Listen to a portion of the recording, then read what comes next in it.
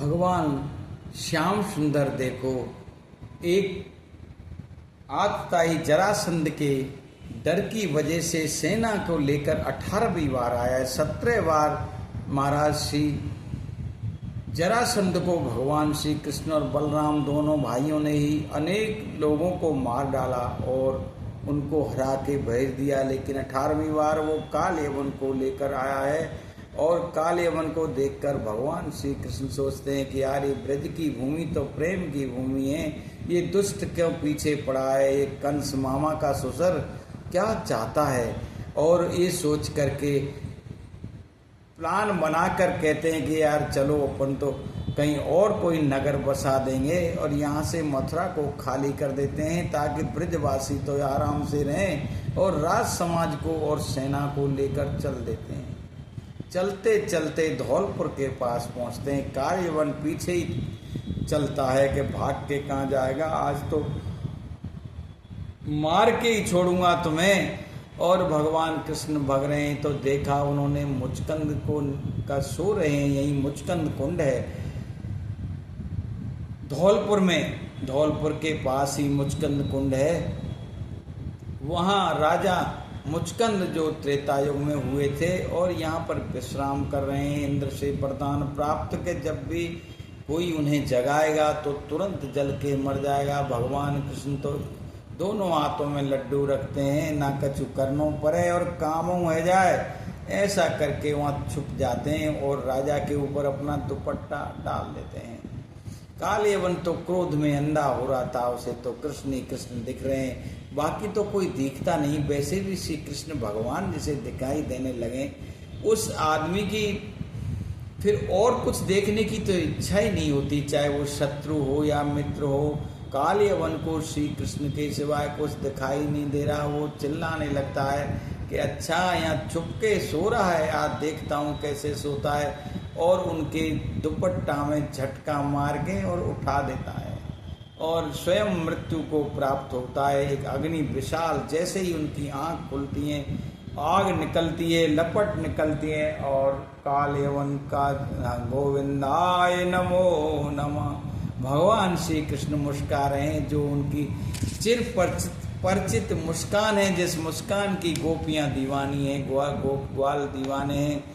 भक्त जिनकी उस अधर रस की मुस्कान का हमेशा पान करते रहते हैं, वो प्रभु बड़े आनंदित हो रहे हैं। और एक कोने में खड़े करे, जैसे ही अग्नि जली तो उजाला हो गया और मुचकंद से संवाद होने लगा। मुचकंद ने देखा अद्भुत सुंदर ये कौन है, उनको वरदान में मिला था कि तुम्हें श्री कृष्ण के दर्शन होंगे, मेरा अगला रूप राम का ही रूप से जब मैं श्री कृष्ण रूप में अवतार लूंगा तब तुम्हारा उद्धार होगा।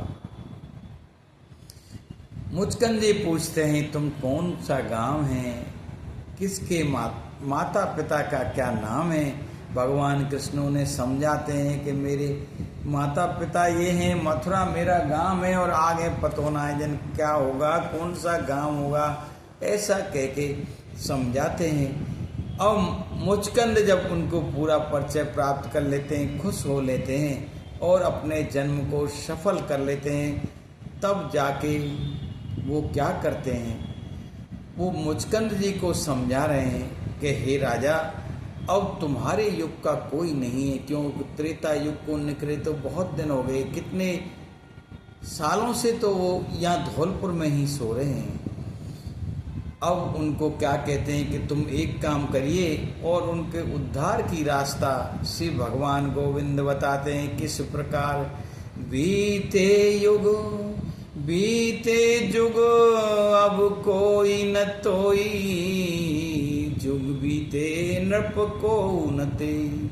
तुम्हारा परिवार अब सब नष्ट भ्रष्ट हो गया है, अब कोई नहीं है, सबको काल खा गया। मृत्यु इतने युगों के बाद इतना लंबा जीवन मनुष्य का नहीं होता है, 100 वर्ष जी जाए तो बहुत समझ लो। उद्धार करने के लिए क्या, बीते युग हम कोई न तोई, नृप भय अब ना कोई, धरन पे काल चक्र दिए खोई। हे राजा, हे राजन, तुम्हारी अवस्था का इस संसार पे कोई नहीं है, इस धरती पर कोई भी नहीं है। काल चक्र उन सबको खा गया। स्वतः विनाश कुटुम सुत नारी, नाई त्यारो यहाँ पर कोई। त्याग मोह माया भ्रम सगरे, जो होनो सो होई। राजपाट सब नष्ट भ्रष्ट जग, द्वापर रचना बोई। अरे त्रेता युग से छोड़ो, अब तो द्वापर आ गया, द्वापर का भी अंत है, कलयुग आने वाला है। भगवान कृष्ण मुचकंद जी को कह रहे हैं कि तुम तो जाओ और कहीं बैठ के भजन करो, अब तो द्वापर निरचना बोधी, तुम्हारा कल्याण हो जाएगा। शुक्रत करे नृपत अति पावन, निर्मल भक्ति सजोई। गोपाल के भजो हरिनामा, प्रेम भावना होई। भगवान श्री कृष्ण क्या कहते हैं कि तुम तो जाकर के मेरा नाम लीजिए और कहीं तपस्या करिए, तुम्हारा उद्धार हो जाएगा, कोई चिंता की बात नहीं है। मेरी भक्ति मैंने तुम्हारे हृदय में प्रदान कर दी, इस भक्ति के सिवाय तुम्हारे पास कुछ नहीं रहेगा। मुचकंद जी को ऐसा के वरदान देकर गोविंद श्री कृष्ण योगेश्वर और द्वारका कहाँ है, गुजरात की तरफ फिर प्रस्थान कर देते हैं। द्वारका तो अभी बसाएंगे जाके, वहाँ द्वारका समुद्र की तरफ चल देते हैं, दक्षिण दिशा की ओर श्री कृष्ण चल देते हैं। और ये उद्धार रस माधुरी का ये 12वें पद श्री हरि होता है। जय श्री कृष्ण, जय गोविंद, जय उन नृप मुचकंद की।